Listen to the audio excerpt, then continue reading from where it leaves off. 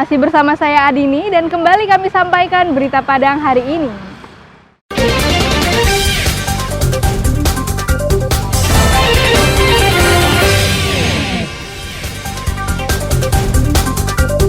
Pemilik tempat usaha fotokopi diciduk polisi karena membuat SIM dan STNK palsu.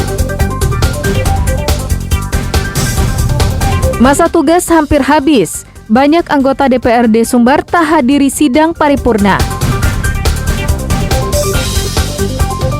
Angka kecelakaan di perlintasan sebidang kereta api tinggi. PT KAI gencar sosialisasikan keselamatan berlalu lintas.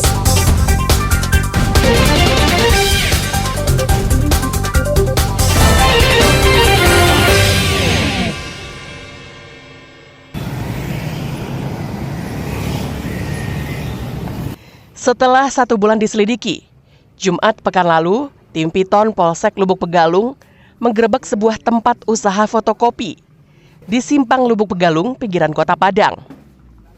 Tempat ini diduga sebagai tempat pembuatan SIM palsu.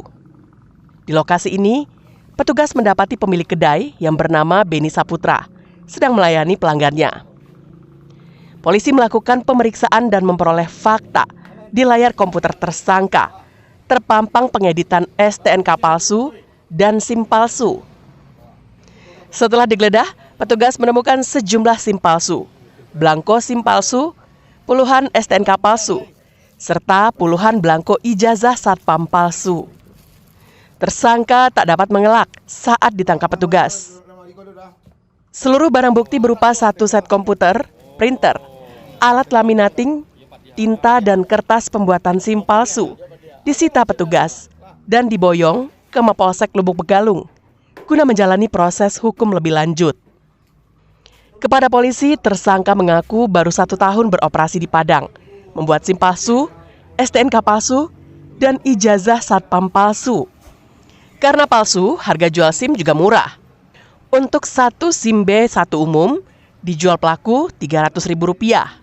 Tersangka mengaku belajar membuat SIM palsu dan STNK palsu dari media sosial. Orang pelaku pemalsuan SIM. Pada saat kita melakukan pengamanan, dia sedang melakukan proses pemalsuan STNK, bukan SIM, karena awalnya kita SIM. STNK. Kita kembangkan di situ, kita amankan barang bukti, mesin pres, kemudian komputer beserta dengan CPU-nya. Beserta barang bukti yang lainnya seperti itu. Untuk SIM sendiri dia punya konsumen dipatok dengan harga Rp300.000. Kasus ini masih terus dikembangkan oleh polisi dengan melacak jaringan dan sindikat rekan tersangka lainnya dalam menjalankan bisnis pembuatan SIM dan STNK palsu ini. Alfi melaporkan dari Padang.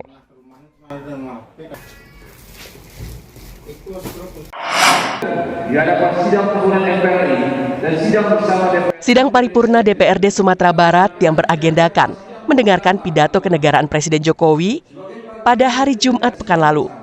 Banyak tak dihadiri oleh anggota dewan. Hanya separuh dari 65 anggota dewan yang hadir. Hal itu disinyalir karena masa tugas anggota dewan periode 2019 hingga 2024 sebentar lagi berakhir. Menurut jadwal, di Sekretariat DPRD Sumbar, pelantikan anggota dewan baru akan dilaksanakan tanggal 28 Agustus 2024. Banyaknya anggota dewan yang mangkir menghadiri sidang paripurna terlihat dari banyaknya kursi-kursi di ruang sidang utama yang kosong. Bagian depan, tengah, dan belakang terlihat tak ada pemiliknya.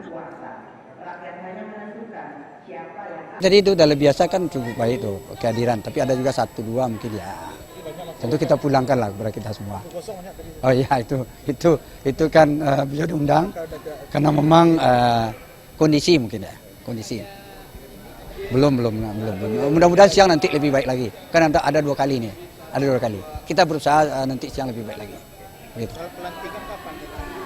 Sesuai dengan masa priorisasi akan dilaksanakan pada 28 Agustus.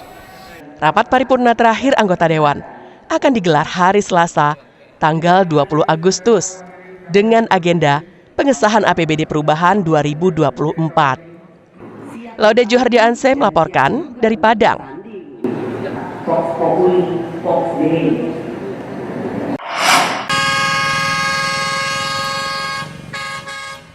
Jumlah kecelakaan di perlintasan kereta api sebidang di Sumatera Barat pada tahun 2023 sebanyak 25 kali.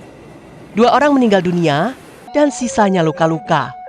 Januari tahun 2024 hingga Agustus ini terdapat 14 orang korban perlintasan kereta api sebidang, di mana 2 orang meninggal dunia dan sisanya luka-luka.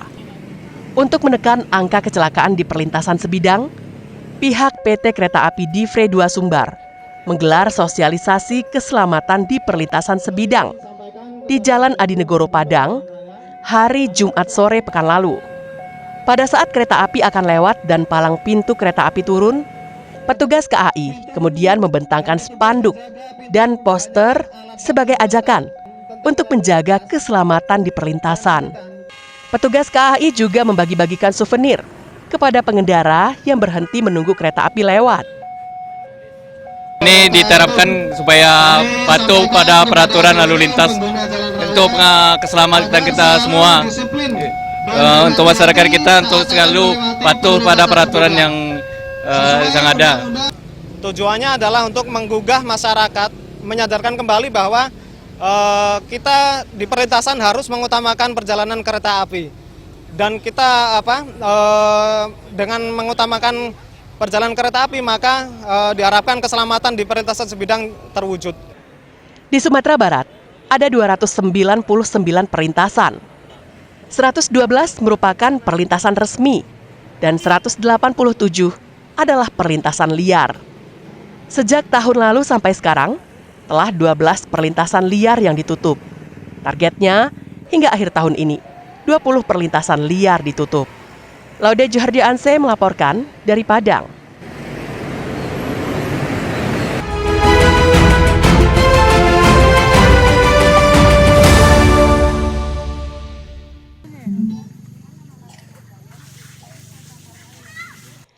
Puluhan mahasiswa pecinta alam se-Sumatera Barat melaksanakan upacara dengan mengibarkan bendera raksasa di tebing Lembah Harau dalam memperingati hari ulang tahun ke-79 Republik Indonesia, Sabtu pagi pekan lalu.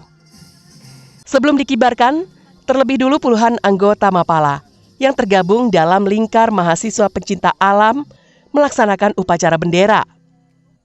Bendera berukuran 17 x 6 meter ini dikibarkan dengan ketinggian mencapai 100 meter dan dibentangkan oleh 4 pemanjat tebing. Dengan perlahan, bendera merah putih diuraikan ke bawah untuk dikibarkan. Para mahasiswa melakukan penghormatan terhadap bendera dan menyanyikan lagu kebangsaan Indonesia Raya yang berlangsung dengan hikmat. Upacara ini dilakukan untuk menumbuhkan rasa nasionalisme dan cinta tanah air bagi warga Indonesia, terutama bagi generasi muda, untuk selalu semangat menjaga keutuhan negara Kesatuan Republik Indonesia.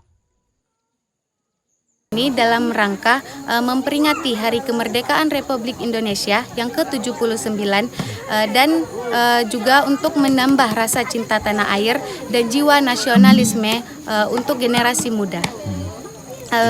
Di mana kegiatan pengibaran bendera ini dilakukan di tebing Pak Taki, Lembah Harau, yang mana diikuti oleh seluruh mahasiswa pecinta alam se-Sumatera Barat. Selain itu, upacara peringatan Hari Kemerdekaan Republik Indonesia ini dilaksanakan di Lembah Harau, juga bertujuan untuk promosi wisata, sekaligus meningkatkan dan mengembangkan wisata di kawasan Lembah Harau.